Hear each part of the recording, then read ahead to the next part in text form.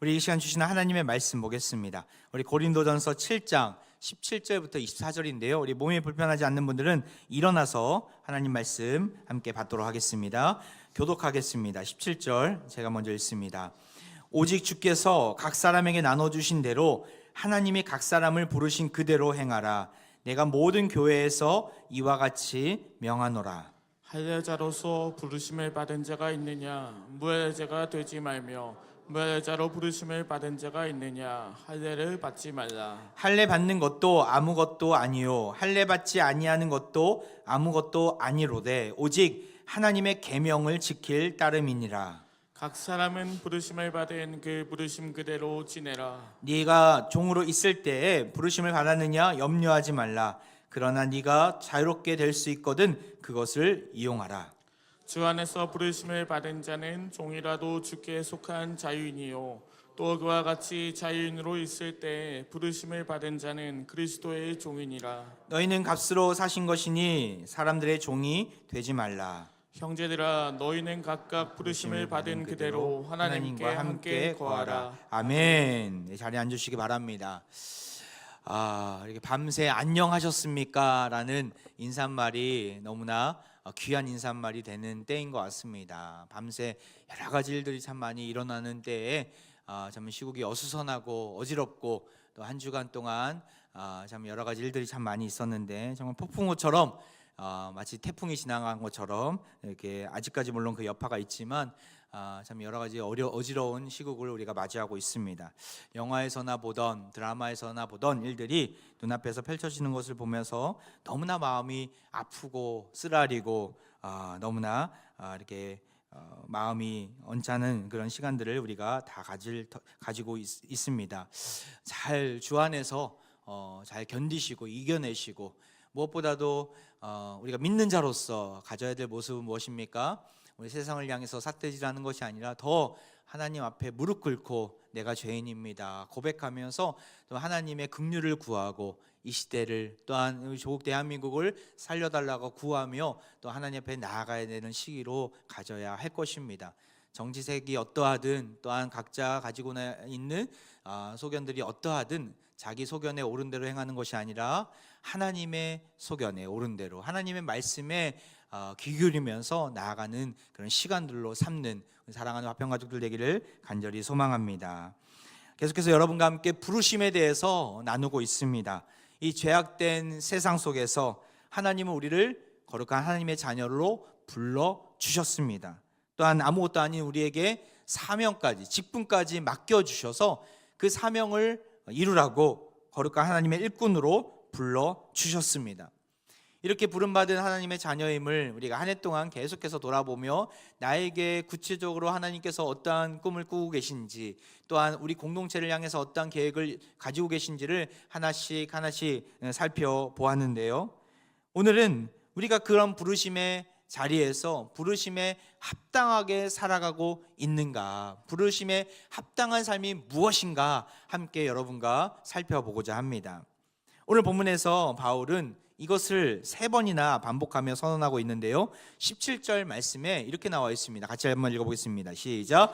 오직 주께서 각 사람에게 나눠주신 대로 하나님이 각 사람을 부르신 그대로 행하라. 내가 모든 교회에서 이와 같이 명하노라. 여기 보면 부르신 그대로 행하라. 무슨 말입니까? 부르심에 합당한 삶을 살아가라 라고 명하시는 것이죠. 부르신 그대로 행하라는 이 말은 한 번이 아니었습니다. 2번, 3번, 3번에 걸쳐서 나누고 있는데요. 20절에도 이런 말씀이 있습니다. 각 사람은 그 부르심을 받은 그 부르심 그대로 지내라. 부르심을 받은 그대로, 그 부르심 그대로 지내라 라고 명하고 있고요. 24절에도 나옵니다. 형제들아, 너희는 각각 부르심을 받은 그대로 하나님과 함께 거하라. 이렇게 3번에 걸쳐서 말씀하는 이 바울의 그 강조점들이 있는데요. 그 사실 강조점은 하나입니다. 그 하나가 무엇인지도 함께 좀 살펴보고자 합니다. 먼저 첫 번째 이 부르심, 17절에 우리가 아까 읽었던 부르신 그대로 행하라 할 때 이 배경 속에 어떤 배경 속에서 이 말씀을 하고 있는지 살펴보고자 합니다. 당시에는 고린도 교회는 참 여러 가지 문제가 많은 교회였습니다. 고린도전서, 고린도후서 말씀을 보면은 상당히 다른 서신서보다도 분량이 꽤 되는 것을 보게 됩니다. 그만큼 바울이 권면할 내용이 참 많은 교회였구나라는 것을 보게 되는데, 그도 그럴 것이 고린도 교회, 초대 교회의 그런 모델이 되는 교회이기도 하지만, 동시에 그들이 가지고 있던 여러 가지 갈등과 어려움들을 앞에 두고 바울은 하나씩 하나씩 설명해 주고 있는 것이죠. 그 중에 하나의 큰 갈등의 문제는 할례 문제였습니다. 우리가 잘 알고 있듯이 할례를 행해야 되는가, 행하지 말아야 되는가, 구원받기 위해서 할례를 행하는 것이 맞는가, 아니면 구원과는 상관없는 것인가. 고린도 교회 안에는 유대인들이 있었는데 다 할례를 이미 행했던 자들이었죠. 그들은 이방인들, 복음을 증거하고 복음을 듣고 온 사람들이 할례를 행하지 않음으로 인해서 마음에 너무나 언짢은 마음들이 있는 거예요. 불편한 마음들이 있는 거예요. 그래서 그들 향해서 할례를 강요하게 됩니다. 이방인들은 아니 복음과 무슨 상관이 있느냐, 당신들 유대인들이니까 할례를 행했던 것을 내가 이해한다. 하지만 우리에게 할례를 행하지 말라, 할례를 강요하지 말라, 저들은 반발하게 됩니다. 이 두 부류로 나눠서 할례를 해야 될 것인가, 할례를 행하지 말아야 될 것인가, 이 갈등 앞에서 바울은 그들에게 해결책을 제시하고 있는 것이죠. 혼란스러운 사람들 앞에서 바울은 뭐라고 얘기했을까요? 할례를 해야 된다, 할례를 하지 않아도 된다, 이렇게 명확하게 지시해주면 좋겠지만 바울은 무엇을 얘기합니까? 바로 부르신 그대로 행하라 라고 이야기합니다. 이게 무슨 의미입니까? 19절 말씀 우리 같이 한번 읽어보겠습니다. 시작. 할례 받는 것도 아무것도 아니요, 할례 받지 아니하는 것도 아무것도 아니로되 오직 하나님의 계명을 지킬 따름이니라. 할례를 받는 거, 그거는 중요한 게 아니야. 할례를 받지 않는 거, 그것도 중요한 게 아니야. 우리에게 중요한 것은 바로 하나님의 명령을 지키는 것이야 라고 바울은 지금 말씀하고 있는 것이죠. 부르심에 합당한 삶을 살아가는 것의 의미가 무엇입니까? 먼저는 여러분에게 말씀드리는 이 하나님의 계명을 지키는 것이다 라고 정의할 수 있습니다. 다시 한번 말씀드립니다. 부르심 받은 그대로 산다, 부르심에 합당한 삶을 산다라는 의미가 무엇입니까? 하나님의 계명을 지키는 것이라는 것입니다. 너무나 당연한 말씀 아닙니까? 하나님의 말씀보다 그럼에도 불구하고 우리는 세상 것들을 기준으로 삼아야 할 때가 참 많이 있습니다. 교회 일을 할 때에 어떠한 돈이 기준이 될 때가 있어요. 하나님보다는 관계를 더 우선시할 때가 있습니다. 내가 좀 손해보고 내가 좀 양보하는 것은 죽어도 싫을 때가 많이 있죠. 또 우리가 시간이나 물질이나 관계를 여러 가지 희생을 해야 되는 때에 우리는 주저할 수 있습니다. 말씀을 기준으로 산다라고 이야기하면서, 말씀이 내 삶을 지배한다라고 이야기하면서 우리는 결코 하나님 말씀보다 내 욕망과 내 욕심과 내 자랑을 앞세울 때가 많이 있는 것이죠. 사랑하는 합병가족 여러분, 우리는 어떻습니까? 특별히 하나님의 계명에는 무엇이 기록되어 있습니까? 하나님의 계명의 핵심은 무엇입니까? 예수님께서 이렇게 정의하셨어요. 요한복음 15장 12절을 보면 나와 있는데요, 우리 같이 한번 읽어보겠습니다. 시작. 내 계명은 곧 내가 너희를 사랑한 것 같이 너희도 서로 사랑하라 하는 이것이니라. 하나님께서 가르쳐 주신 계명이 무엇입니까? 예수님이 뭐라고 정의하십니까? 내가 너희를 사랑한 것 같이 너희도 서로 사랑하라. 사랑의 계명이 있다라는 것이죠. 부르심 받은 하나님의 자녀라면 하나님의 사랑을 알고 그 사랑을 우리 이웃들에게 서로 사랑할 수 있어야 합니다. 이것이 계명을 지키는 일이고, 또한 계명대로 하나님 말씀대로 살아가는 사람의 모습인 것이죠. 서로 사랑하지 못하면 하나님의 우리를 불러주신 목적대로 살아가지 못하는 것입니다. 서로 사랑해야 합니다. 좀 연약함이 있더라도, 좀 부족함이 있더라도 서로 감싸 주어야 합니다. 교회는 우리 서로를 평가하는 곳이 아닙니다. 이러쿵저러쿵 말을 하는 곳이 아닙니다. 서로를 있는 그대로 받아주고 사랑해주고 품어주어야 하는 것이죠. 우리 주님은 우리를 어떻게 사랑하셨습니까?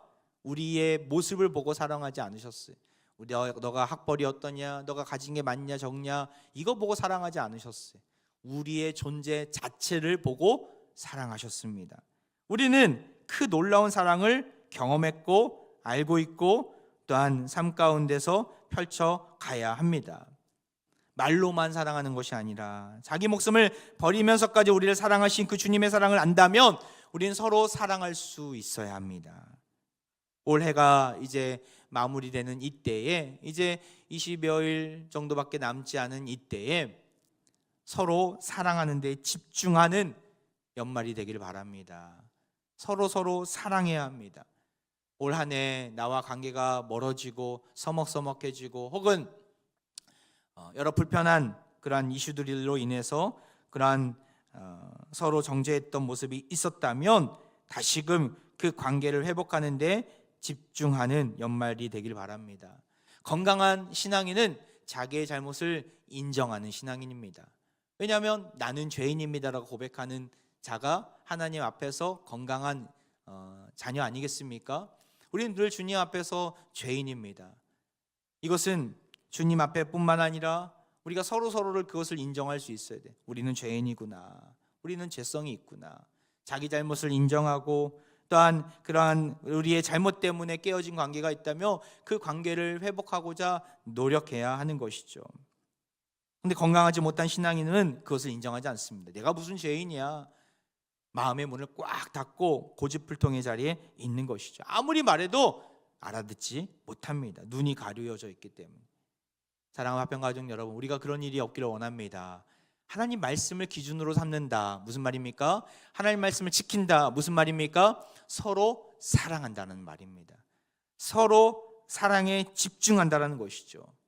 올 한 해가 다 가기 전 저도 참 그런 우를 많이 범했던 것 같아요. 사랑하지 못했고 품어주지 못했고 또한 있는 그대로 받아들이지 못했고 저의 연약함을 보는 그런 연말을 지금 보내고 있는데, 하나님 앞에 나는 죽었습니다, 하나님 나는 죄인입니다 라고 고백하면서 나아가고 있습니다. 사랑하는 화평가족 여러분, 우리가 하나님 앞에 겸손함으로 말씀 앞에서 나아간다면 서로 사랑하는데 온 힘을 쏟는 우리 모두가 되길 바랍니다. 이것이 부르심에 합당한 삶이라는 것이죠.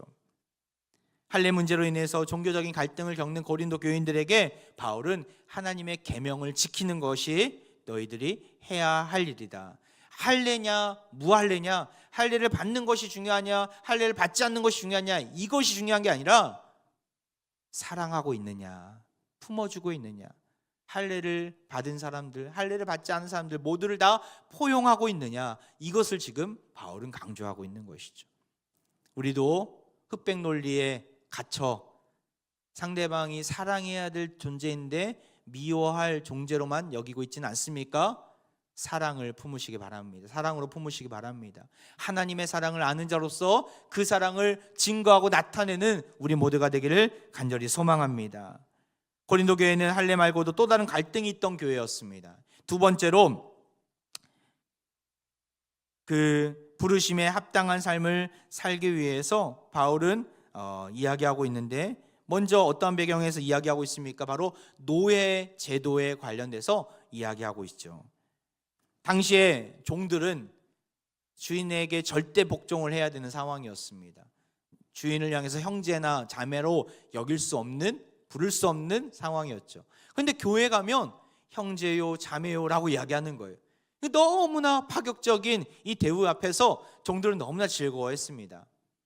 하지만 사회에 나가면 여전히 노예 제도 앞에서 모순된 그런 모습을 갖고 있으니까 이들은 너무나 힘드는 거예요.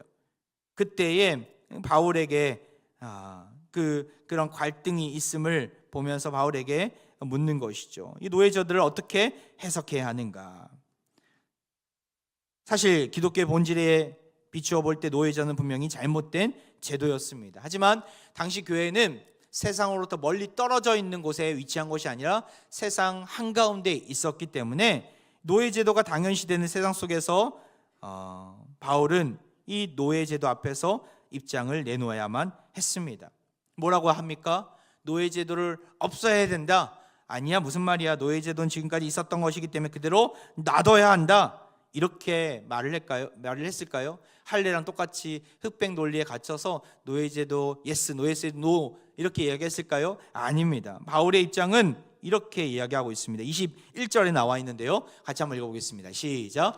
네가 종으로 있을 때에 부르심을 받았느냐 염려하지 말라. 그러나 네가 자유하게 될 수 있거든 그것을 이용하라. 여기 보면 종으로 있는 자들, 그리고 종으로 있는 자들에게 염려하지 말라라고 하면서 네가 자유롭게 될 수 있거든 그것을 이용하라라고 이야기합니다. 여기서 말하는 그것이 뭘까요? 성경에 나와 있지 않습니다. 하지만 이 말씀을 듣고 있는 고린도 교회인들은 그것이 무엇인지 다 알고 있습니다. 전라도에 가면 거시기가 있지 않습니까? 거시기를 거시기여 이렇게 얘기하지 않습니까? 거시기와 같은 단어가 이 그것이라는 단어인데 사실 원문에는 이 그것이라는 단어가 없습니다. 자유롭게 될 수 있거든 이용하라 라고만 되어 있습니다. 근데 목적어가 없다 보니까 어색한 표현이어서 그것이라는 단어를 여기다가 넣은 것이죠. 마치 거시기처럼 말입니다. 그럼 이것이 무슨 말일까요? 고대 그리스 세계에 있었던 제도를 우리는 알 수 있어야 합니다. 당시 종이 자유인이 되기 위해서는 여러 가지 방법들이 있었습니다. 결코 불가능한 일이 아니었습니다. 가령 나라에서 전쟁이 났을 때 그 종으로서 종의 입장이지만 군사로 참여를 한다면 나라에 공을 세운 종에게는 자유인이 될 수 있는 권한을 주었습니다. 자유함을 주었습니다. 바로 영화 배너에서 나오는 주인공도 그런 혜택을 받았는데 그렇게 자유케 된 것이죠. 또한 자기가 속한 가정 안에서 어떤 큰 주인에게 도움을 주거나 큰 공을 세울 때 그 종은 주인의 배려로 노예 자리에서 해방될 수 있었습니다. 그리고 이거 외에도 다른 길도 있었어요. 당시 종들도 그 집에서 일을 하면 약간의 돈을 월급처럼 받았습니다. 그 약간의 돈을 그들은 쓰지 않고 신전에 맡겨놓게 됩니다. 여러 해가 지나면 자기 몸값에 해당하는 돈이 모이면 종은 주인과 함께 신전에 같이 가서 그 자기가 모은 돈을 주인에게 지불을 하고 자유함을 얻을 수 있는 방법이 있었던 것이죠. 바울은 그것들을 염두에 두고 그러한 방법들을 이용해서 자유함을 얻을 것을 지금 말씀하고 있는 것입니다. 나아가 노예제도 앞에서 바울은 뭐라고 이야기합니까?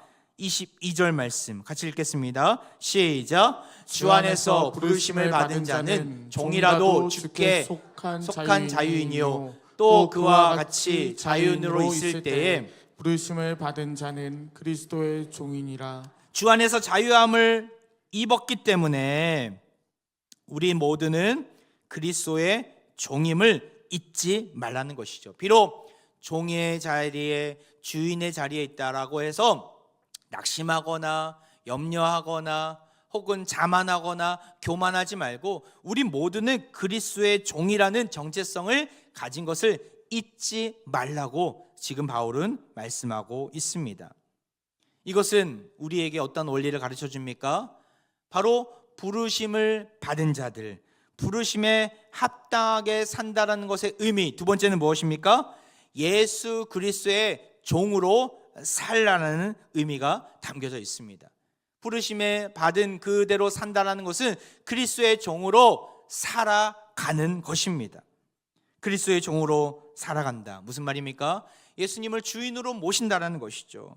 주인으로 모실 때 그분의 뜻대로 그분의 의지대로 우리가 살다 보면 우리 안에 자유함이 생기고 기쁨이 생기고 행복을 누릴 수 있는 것입니다.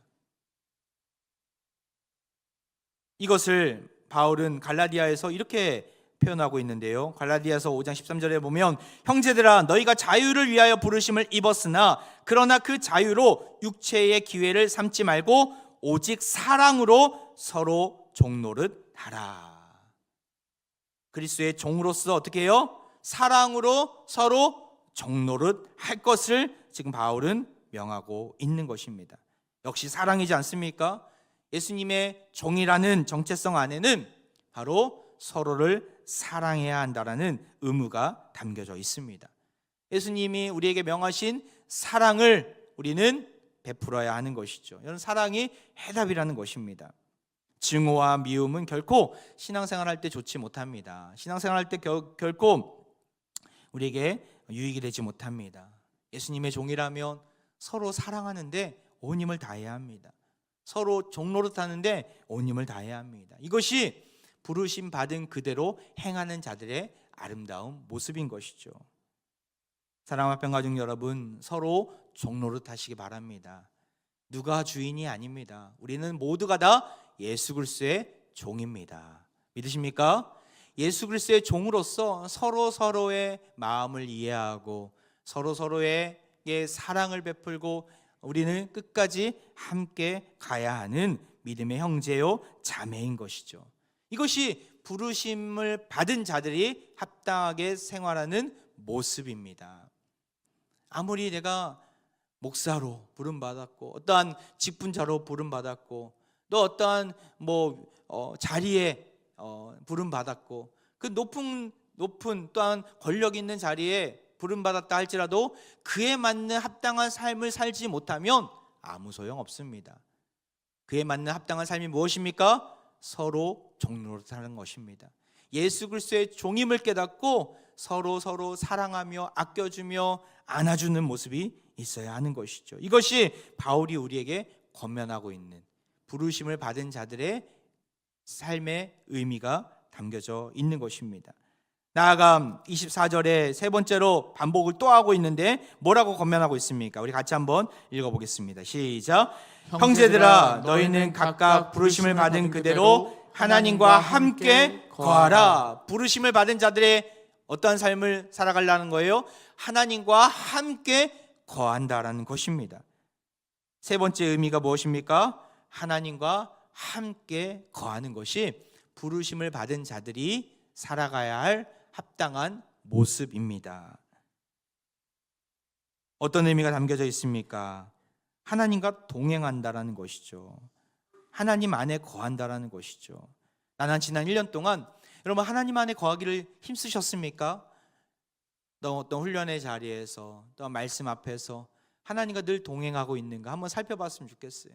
늘 주님과 소통하고 있는가? 먹고 살기에 바빠서 분주해서 여러 가지 삶의 여러 가지 어려운 고난과 형편 속에서 하나님을 잊어버리고 살지는 않았는지, 결코 하나님께서 불러주셨는데 그 부르심을 잊어버리고 살았다면 결코 건강한 신앙인이 아니겠죠. 우리가 하나님 앞에 온전한 신앙인으로 서려면 늘 하나님 안에 거해야 합니다.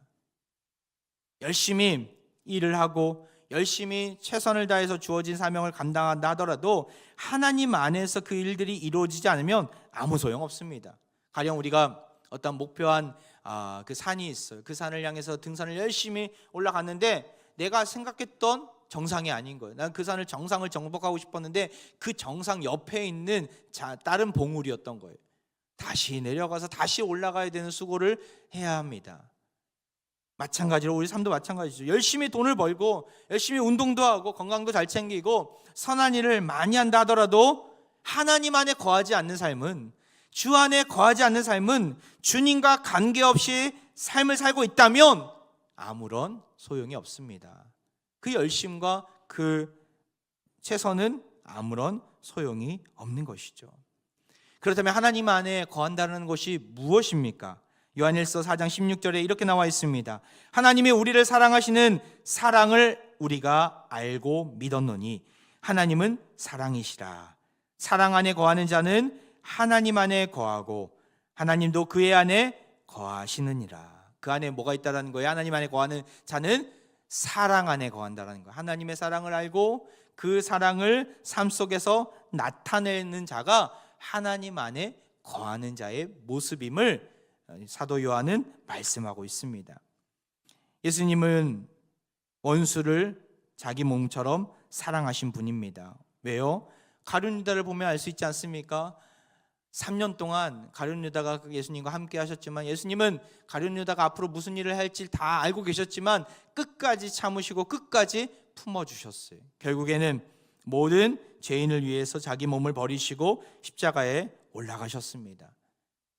우리가 예수님처럼 내 원수를 내 몸과 같이 사랑한다라는 것은 참 너무나 어려운 일이지만 예수님처럼 우리는 할 수 있습니다. 왜 그렇습니까?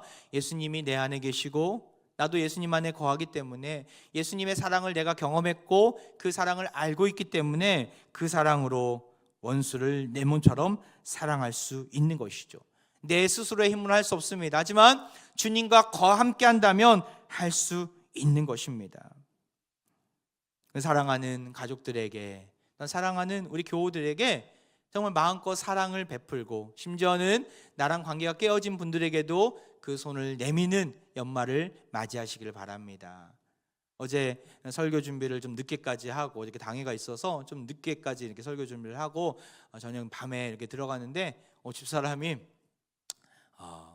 어저께도 많이 바빴을 텐데 평소 같으면 안 그러는데 어저께 아무 말 하지 않고 저를 안아주는 거예요. 얼마나 감동이 되던지.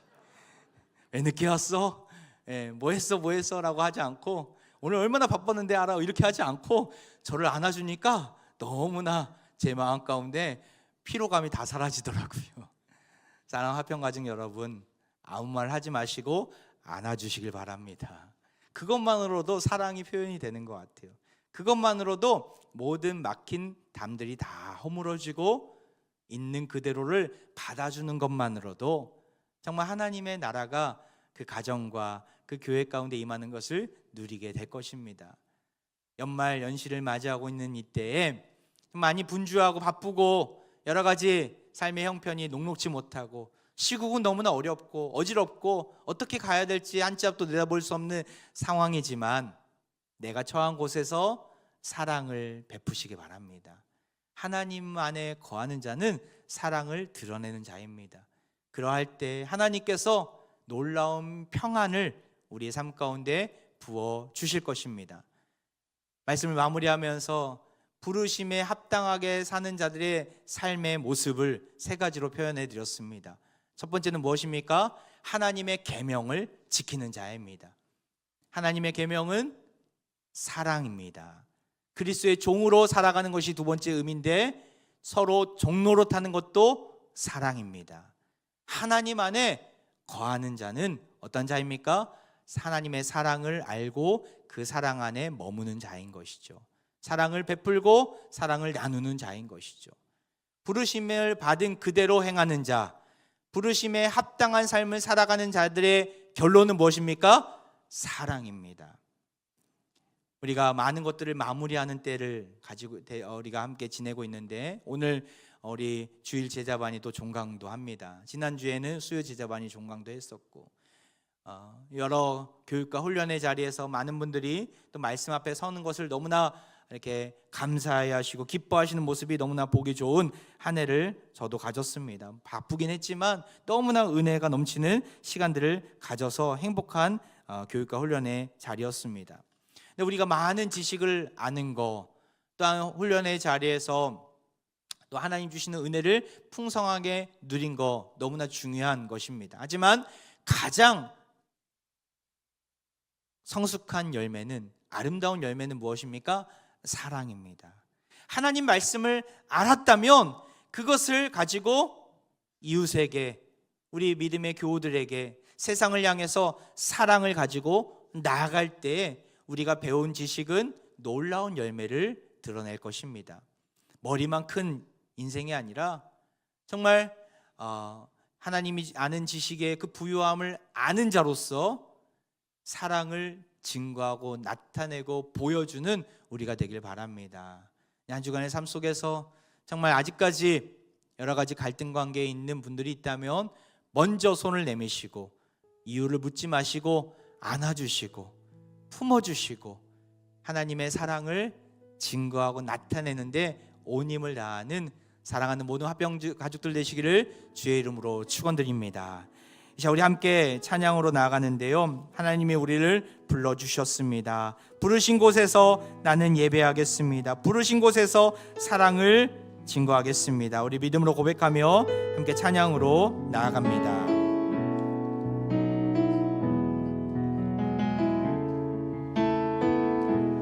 따스한 성령님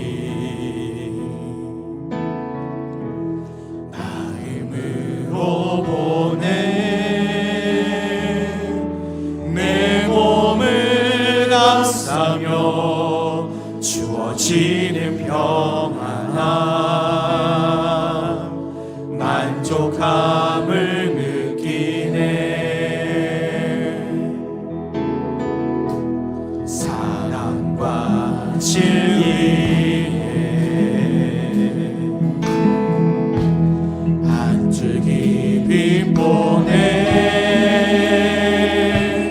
내 몸을 감싸며 주어지는 평안함 그 사랑을 느끼네. 부르신 곳에서 부르신 곳에서 나는 예배하네. 어떤 상황에도 나는 예배하네. 부르신 곳에서 나는 예배하네. 어떤 상황에도 나는 예배하네. 내가 걸어갈 때 길이 되고 내가 걸어갈 때 길이 되고 살아갈 때 삶이 되는 그곳에서 예배하네. 내가 걸어갈 때 길이 되고 살아갈 때 삶이 되는 그곳에서 예배하네. 곳에서 나는 예배하네. 어떤 상황에도 나는 예배하네. 부르신 곳에서 나는 예배하네.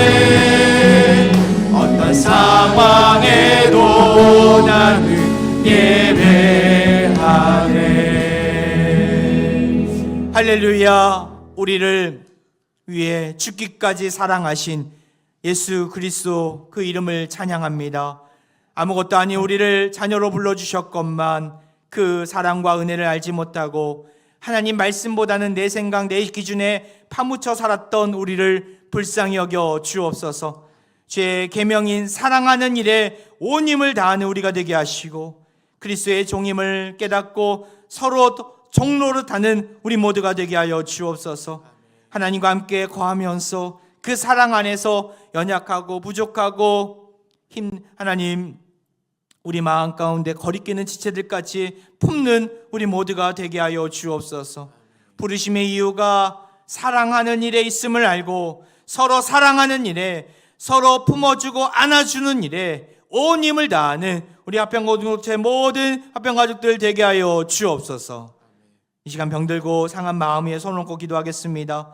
주님, 이 시간 우리의 병들고 나약한 육체 위에 간절한 소망을 담아 기도합니다. 우리의 연약함을 강함으로 바꾸어 주옵소서. 너희 마른 뼈들아 여호와의 말씀을 들을지어다. 내가 생기를 너희에게 들어가게 하리니 너희가 살아나리라. 너희가 살아나리라. 에스라에게 주셨던 환상의 역사가 우리 눈앞에서 실제가 되는 은혜가 있게 하여 주옵소서. 우리 모두가 다시금 생명을 얻고 소생케 되는 살아나는 은혜를 부어 주옵소서. 늘 언제나 늘 가까이 우리를 안위해 주시는 예수 그리스도 이름으로 기도하옵나이다. 아멘.